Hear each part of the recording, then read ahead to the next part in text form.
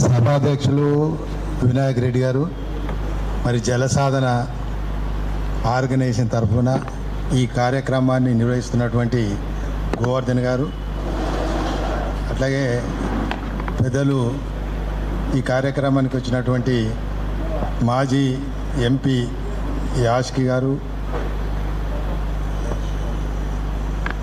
ప్రతాప్ గారు, విఠలరావు గారు, సాంబశివరావు గారు, మా మిత్రులందరికీ మరి నాకు చివరగా ఇచ్చిండు. నేనైతే అందరికంటే ముందే వచ్చిన.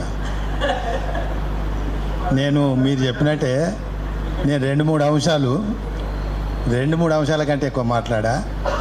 అయితే ఈ మేడిగడ్డ లేదా కాళేశ్వరం ప్రాజెక్టు ఈ రాష్ట్రంలో దేశంలో ఎన్ని ప్రాజెక్టులు వచ్చినాయో వాటి మీద అంతా చర్చ జరిగిందో లేదో తెలియదు మనందరికీ. కానీ దీనిపైన కాళేశ్వరం పైన, మేడిగడ్డ, సుందీర్ల వీటిపైన సుదీర్ఘమైన చర్చ ప్రజాక్షేత్రంలో ప్రజా సంఘాలు, రాజకీయ పార్టీలు, మేధావర్గాలు, కోదండరాం లాంటి వాళ్ళు అనేక సభలలో మరి ఈ అంశాన్ని చర్చకు తెచ్చినారు, చైతన్యవంతం చేసినారు. ఇక్కడ ఒక అంశం ఏమంటే తుమ్మిడిగట్టి సముద్ర తీరానికి 148 మీటర్ల ఎత్తు దగ్గర ఉంది. అట్లాగే ఎల్లంపల్లి కూడా 148 మంచిర్యాల దగ్గర, తుమ్మిడిగట్టి అక్కడ బార్డర్ దగ్గర కావచ్చు, ఇక్కడ ఇది ఎల్లంపల్లి ఏమో 148, అది 148. అయితే రెండు ఒకే లెవెల్లో ఉన్నాయి కాబట్టి ఇంతసేపు మనకు మాట్లాడినటువంటి శాస్త్రి గారు లేదా విఠలరావు లాంటి వాళ్ళు ఏదో వాటర్ హెడ్ అంటారు దాన్ని, ఆ ప్రెషర్ బిల్డప్ చేసేందుకని ఓ లిఫ్ట్ పెట్టాలని మన యాసికి గారు కూడా అప్పుడు వాళ్ళ ప్రభుత్వం చెప్పింది. ఏమనుకున్నారంటే ఒక లిఫ్ట్ పెడతాం, ఇక్కడ నుంచి నీళ్ళు డైరెక్ట్గా తీసుకుపోయి ఎల్లంపల్లి వేస్తాం. మంచిగా ఉంది, బ్రహ్మాండమైన ప్రాజెక్టు. అయితే బ్యారేజీ కట్టో ప్రాజెక్టు కట్టిన తర్వాత కాలువ తవ్వాలి. ఆలనాటి ప్రభుత్వం ఏం చేసింది, బ్యారేజ్ లేదు, డ్యామ్ లేదు, కాలువ మాత్రం కట్టి కాలువ తవ్వింది. దాదాపు 80,000 కోట్ల రూపాయల 20,000 కోట్లు, 1,500 కోట్ల రూపాయలతో 70 కిలోమీటర్ల కాలువ తుమ్మిడిగట్టి నుండి ఎల్లంపల్లి వరకు తవ్విడిచిపెట్టిండ్రు, మైలారం వరకు. మరి ఎందుకు తవ్విండ్రు? ఏమైంది ఆ ప్రాజెక్టు? కేసీఆర్కు అవకాశం ఇచ్చింది ఎవరు? కాంగ్రెస్ పార్టీ ప్రభుత్వమే. మీరే ఆ రోజు అదే రోజు డ్యామో బ్యారేజో ఆనకట్ట కట్టే ప్రయత్నం చేసి పని మొదలు పెడితే తదనంతరం వచ్చిన చంద్రశేఖరరావుకు అవకాశం ఇచ్చేది కాదు, అవకాశం ఉండేది. మరి చంద్రశేఖరరావుకు అవకాశం దొరికింది, ఆడ బ్యారేజ్ రాలే, డ్యామ్ రాలే. ఆయన తెలంగాణ సమాజానికి కాళేశ్వరం పిక్చరు చూపెట్టింది ఒకటి, కానీ అసలు హిడెన్ ఏజెండా, కనిపించని ఏజెండా ఆయన పార్టీ ముఖ్యమంత్రిగా, ఆయన మంత్రివర్గ సభ్యులా లేకుంటే ఆయన కుటుంబ సభ్యులా, వాళ్లకు ముందే తెలుసు దాన్ని ఎందుకు మార్చాలి, దానిలో ఏం జరుగుతుంది. మరి వాళ్ళకున్న ప్రోగ్రాము వాళ్ళకు ఉండే దానికి అనుకూలంగా ఇక్కడ మార్చిండ్రు.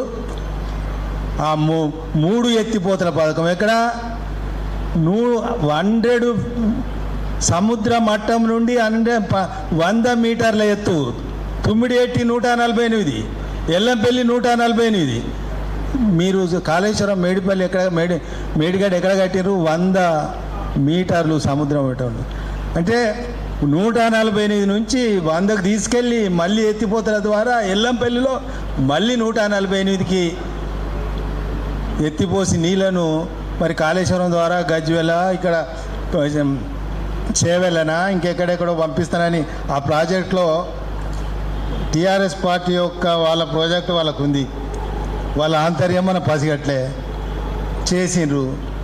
ఇప్పుడు ఈ ప్రాజెక్టు నిజంగా బాగుందా? శాస్త్రీయ పద్ధతిలో కట్టిండ్రా? నిలవగలుగుతుందా?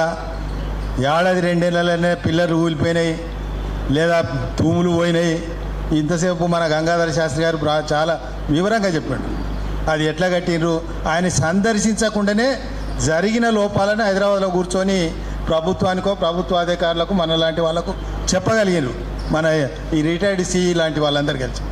అయితే ఇప్పుడు ఎన్డిఎస్ఏ ఇది నేషనల్గా ఉన్నటువంటి మన భారతదేశ స్థాయిలో ఉన్నటువంటి ఓ సంస్థ నిర్ధారించింది, రిపోర్ట్ ఇచ్చింది.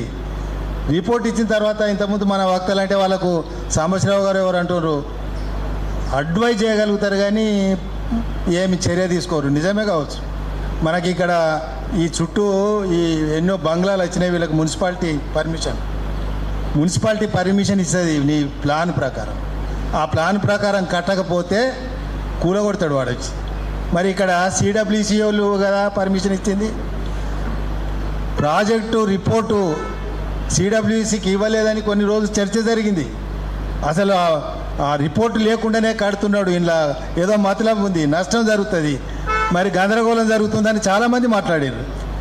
మరి ఇది జరుగుతున్న సందర్భంగా కూడా బ్యాంకర్స్ ఒక 5-6 బ్యాంకులు కలిసి కన్సార్టియంగా 100-120 కోట్ల లోన్ ఇచ్చిన బ్యాంకర్స్ వాళ్ళ బాధ్యత ఏముండే? మరి మేము లోన్ ఇచ్చినాం కదా, ఆ ప్రాజెక్టు ప్లాన్ ప్రకారం వస్తుందా, ప్లాన్ ఉందా, మరి ఎందుకు వాళ్ళందరూ ఇన్స్పెక్షన్ చేయలే, నిర్ధారించలే? అంటే కేసీఆర్ బ్యాంకర్సు నిన్న మొన్న మన పేపర్లో ఇక్కడ చూసిన దీనికి సంబంధించిన ఒక అధికారిని రేడ్ చేస్తే వాళ్ళ లాకర్ల బంగారం గుట్టలు బయటకు వస్తుందంట ఎవరో ఆయన. అయితే ఇక్కడే ఇంత ఉంటే మరి అక్కడ ఎంత ఉందో మరి. ఇవన్నీ కూడా ఈ మన ఎన్డిఎస్ఏ వాళ్ళు నిర్ధారించారు ఎక్కడ తప్పు జరిగింది, ఏం చేయాలని.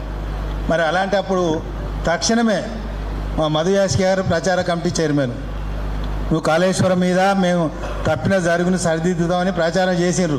మేమందరం నమ్మి ఓటేసినాం, మీకు అధికారం ఇచ్చినాం. 1.5 year అయింది. ఇప్పటికి కూడా మీకు వాస్తవాలు మీ టేబుల్ మీద ఉన్నాయి, మీ సెక్రటేరియట్లో మీ మంత్రి వద్ద ఉంది, ముఖ్యమంత్రి కార్యాలయంలో రిపోర్ట్లు ఉన్నవి. నిన్న మొన్న ఎన్డిఎస్ఏ వాళ్ళు ఇచ్చిన రిపోర్ట్ ఉంది. ఇంకా ఏం కావాలి మీకు? మేము ఇక్కడ తీర్మానాలు చేసి పంపిస్తే నిర్ణయం తీసుకుంటారా? మీకు మీ దగ్గర లేదా? మీకు ఉందా? మీకు ఇంటెన్షన్ లేదా?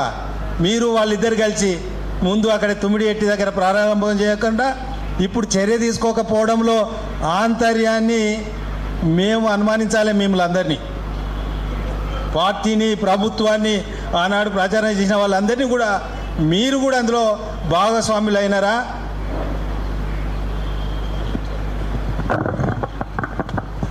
మరి మీకు కూడా వాటా ఉందని తెలంగాణ సమాజం అనుమానించే అవకాశం ఉంది. కాబట్టి ఒకవేళ నిజాయితీ ఉంటే, సీరియస్నెస్ ఉంటే తక్షణమే మరి ప్రభుత్వం చర్య చేపట్టాలని ఈ సందర్భంగా నేను మీ అందరికీ మనవి చేస్తూ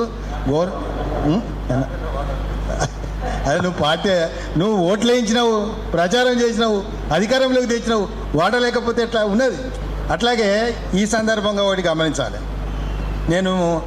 మనం ఈ మధ్య పాకిస్తాన్కు భారతదేశానికి యుద్ధం జరిగిన సందర్భంగా మరి దేశవ్యాప్తంగా ఉన్నటువంటి మన ఆర్మీ దళాలను, రక్షణ దళాలను వాళ్ళందరినీ కూడా మనం అప్రిషియేట్ చేస్తున్నాం. మనం అందరం నిజంగా వాళ్ళ సేవలను చూసి గర్విస్తున్నాం. వాళ్ళందరికీ రుణపడి ఉన్నాం. మరి దేశంలో ఉన్నటువంటి రక్షణ దళాలు, ఆర్మీ, ఎయిర్ ఫోర్స్, నేవీ వాళ్ళు కూడా కాళేశ్వరంలో చేసినట్టు చేస్తే నిన్నటి యుద్ధంలో మన పరిస్థితి ఏముండే? వాళ్ళు వేసినటువంటి ఆటం బాంబులా లేకుంటే సైనికులు వాడిన యుద్ధ సామాగ్రిలో ఏదైనా నిజాయితీలో లేకపోతే, అవినీతికి ఆశిస్తే, లేదా మన సైనిక బృందాలు నిజాయితీగా ప్రాణాలను లెక్క చేయకుండా, ఏమీ ఆశించకుండా పాక్ పైన మరి వాళ్ళు దాడి చేసిండే, మరి మనం ప్రజల దగ్గరికి వెళ్ళి మీకేదో సేవ చేస్తామని ఓట్లు తీసుకొని అధికారంలోకి వచ్చిన మనలా మరి ప్రజలు ఆలోచించాలి. ఉంటే గట్ల పనిచేయండి. రాజకీయ పార్టీల నాయకులు, ఏ పార్టీ అయినా నిజాయితీగా, నిబద్ధతతో ప్రజల కొరకు పనిచేయగలిగిన పార్టీలను మరి మీలాంటి సంఘాల వాళ్ళందరూ మరి ఎప్పటికప్పుడు పసిగట్టాలి, ప్రజాక్షేత్రానికి తీసుకురావాలి. ఎండగట్టాల్సిన బాధ్యత మన అందరి పైన ఉందని ఈ సందర్భంగా మనం చేస్తూ మరి గోవర్ధన్ నాకు నిలబడే క్లోజ్ చేయమంటుడు. ఈ అవకాశం ఇచ్చిన మీ అందరికీ నా ధన్యవాదాలు. క్షమించాలి, చాలామంది వచ్చి ఉన్నారు.